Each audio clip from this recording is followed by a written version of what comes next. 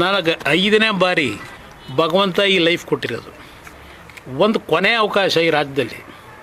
ನಾನು ಏನು ತಪ್ಪು ಮಾಡಿದ್ದೀನಿ ಮಾಡಿಲ್ವೋ ಅನ್ನೋದು ಯೋಚನೆ ಮಾಡಿ ರಾಜ್ಯದ ಜನ ಒಂದು ಅವಕಾಶ ಕೊಡಲಿ. ನಿಮ್ಮ ಮಾಧ್ಯಮ ಸ್ನೇಹಿತರ ಮುಖಾಂತರ ಹೇಳ್ತೀನಿ. ನಮ್ಮ ನಾಡಿನ ಭಾಳ ಮುಖ್ಯ ರಾಜಕಾರಣಿಯಾದ ಎಚ್ ಡಿ ಕುಮಾರಸ್ವಾಮಿ ಅವರು ಮತ್ತೆ ಮುಖ್ಯಮಂತ್ರಿ ಆಗಬೇಕು ಅಂಥೇಳಿ ಕನಸು ಕಾಣ್ತಾ ಇದ್ದಾರೆ.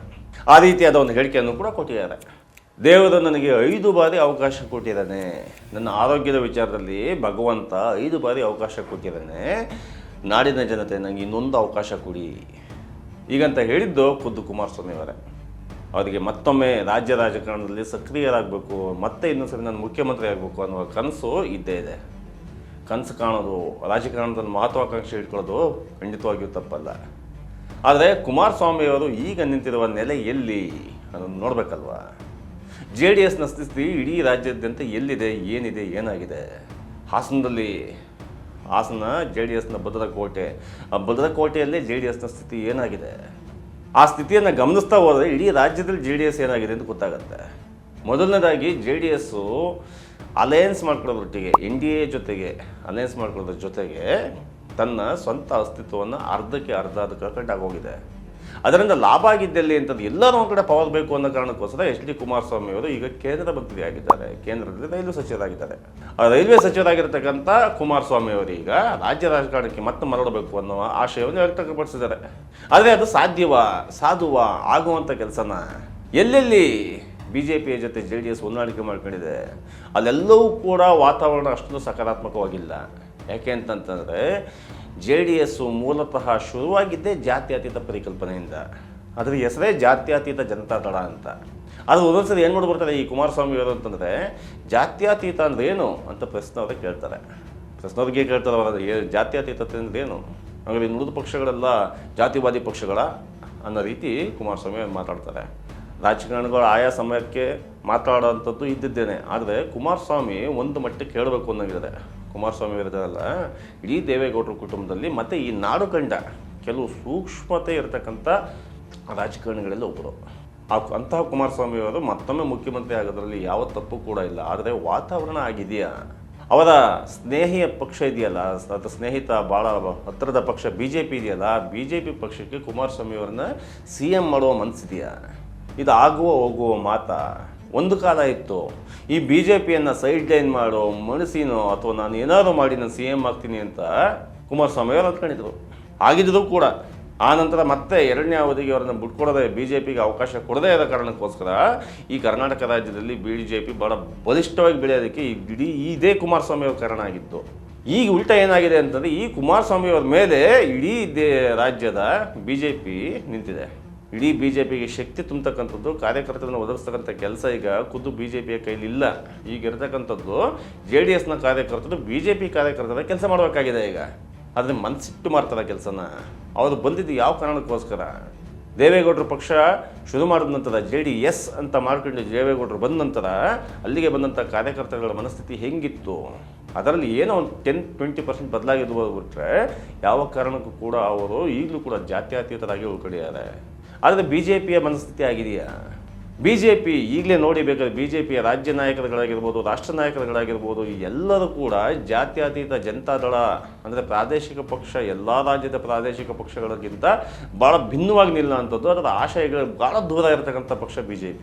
ಪ್ರಾದೇಶಿಕತೆಯ ಪರಿಕಲ್ಪನೆ ಬಗ್ಗೆ BJPಗೆ ಅಷ್ಟೊಂದೇನು ಒಲವಿಲ್ಲ. ಇಡೀ ದೇಶ ನಾವೆಲ್ಲ ಒಂದು ಅನ್ನೋ ರೀತಿ ಅಲ್ಲ, ಇಡೀ ದೇಶ ಒಂದು ಅಂತ ಮಾತಾಡುತ್ತೆ. ಇಡೀ ದೇಶ ಒಂದು ಅನ್ನೋ ಪರಿಕಲ್ಪನೆ ಎಷ್ಟು ಜೊಳ್ಳಾದ್ದು. ಇಡೀ ದೇಶ ಒಂದು ಯಾವಾಗ ಆಗುತ್ತೆ ಅಂತಂದರೆ ಭಿನ್ನತೆಗಳಿಂದ ಗೌರವಿಸಿದಾಗ. ಕನ್ನಡ ಭಾಷೆಯಿಂದ ಗೌರವಿಸ್ಬೇಕು, ಕನ್ನಡವನ್ನು ಹಿಂದಿ ಮಾಡೋದ್ರ ಮುಖಾಂತರ ಗೌರವಿಸೋಕ್ಕಾಗಲ್ವಲ್ಲ. ಆದರೆ BJP ಮಾಡ್ತಾರೆ ಕೆಲಸ ಮೇಲೆ ಏನು ಅಂತಂದರೆ, ಹಿಂದಿಯನ್ನು ಗೌರವಿಸಿ ಆನಂತರ ಕನ್ನಡವನ್ನು ಗೌರವಿಸಿ ಮಾತ್ರ ರೀತಿ BJP ಮಾತಾಡುತ್ತೆ.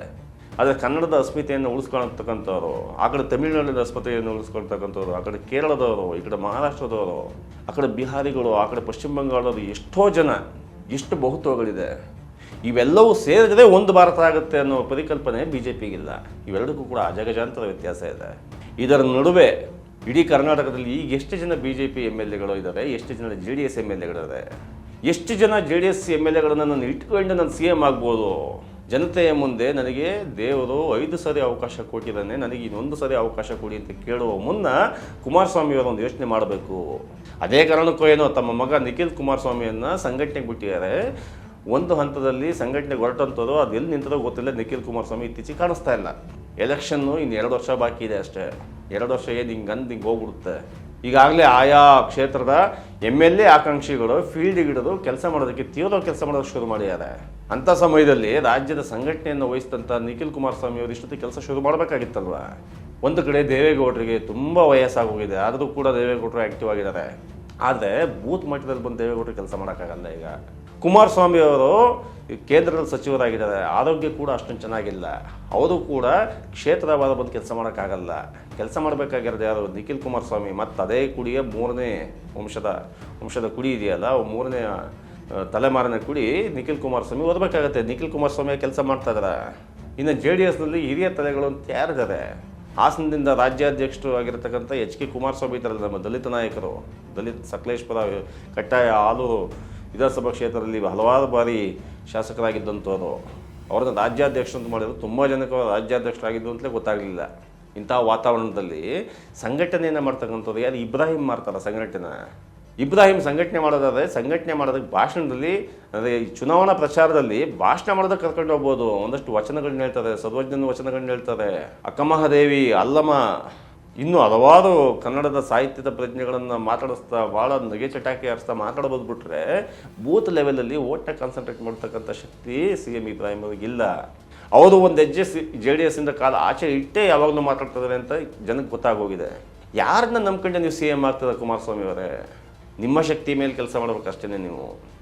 ಆದರೂ ಕೂಡ ನೀವು ಹೋಗಿ ಒಂದು 20-25 ಸೀಟ್ ತಂದ್ರಿ ಅಂತಲೇ ಅನ್ಕಡಿ. ಆದರೂ ಕೂಡ NDA ಅಲಯನ್ಸಲ್ಲಿ ನೀವು CM ಆಗೋದಕ್ಕೆ ಸಾಧ್ಯತೆ ಇದೆಯಾ? ಇದೆಲ್ಲ ಸಾಧ್ಯತೆಗಳ ನಡುವೆ ನೀವು ಜನಪರವಾದ ಕೆಲಸ ಮಾಡ್ತಿದ್ದಾರೆ. ಮೊನ್ನೆ ತಾನೇ ಅಂಗನವಾಡಿ ಕಾರ್ಯಕರ್ತೆಯರ ಬಗ್ಗೆ ಭಾಳ ಗಂಭೀರವಾಗಿ ಸ್ಟೆಪ್ ತಗೊಂಡಿದ್ದಾರೆ. ನಿಜಕ್ಕೂ ಕೂಡ ಇಂತಹ ತಾಯ್ತನ ಅಂತ ಹೇಳ್ತಾರೆ. ಅಂಗನವಾಡಿ ಕಾರ್ಯಕರ್ತೆಯರು ಬೀದಿಯಲ್ಲಿ ಮಲಗಿದಾಗ ಅವ್ರನ್ನ ದೆಹಲಿ ಕರೆದ್ಬಿಟ್ಟು ಮಾತಾಡಿದವ್ರು ನೀವು ಅದಕ್ಕೆ ಇಷ್ಟ ಆಗೋದು ಕುಮಾರಸ್ವಾಮಿ ಅಂತಂದರೆ. ರಾಜಕಾರಣ ಬೇರೆ ಕಡೆ ಇರಲಿ, ಕುಮಾರಸ್ವಾಮಿಗೆ ಯಾಕೆ ರಾಜಕಾರಣದಲ್ಲಿ ಅವಕಾಶಗಳು ಪದೇ ಪದೇ ಸಿಗುತ್ತೆ ಅಂತಂದರೆ ಅವ್ರ ಒಳಗಡೆ ಒಂದು ತಾಯ್ತನ ಇದೆ. ಅಂಥ ತಾಯ್ತನಕ್ಕೆ ಬೆಲೆ ಕೊಡ್ತಾರೆ ಜನ. ಆದರೆ ವಾತಾವರಣವೂ ಕೂಡ ಹಾಗೇ ಇರಬೇಕಲ್ವ.